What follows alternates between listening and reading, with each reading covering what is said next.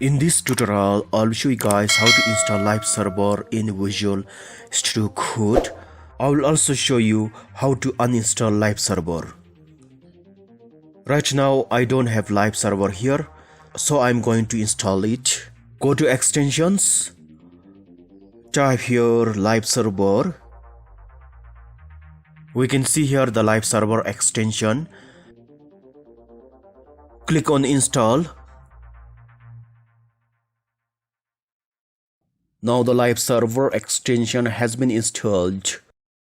Click here to close the live server extension. Go to Explorer. Right click on your HTML file. We can see here open with live server. If you want to uninstall live server, go to extensions. Then search live server. Click on this gear icon. We have here the option to even disable live server. Click here on uninstall. Go to Explorer. Here we can still see open with live server.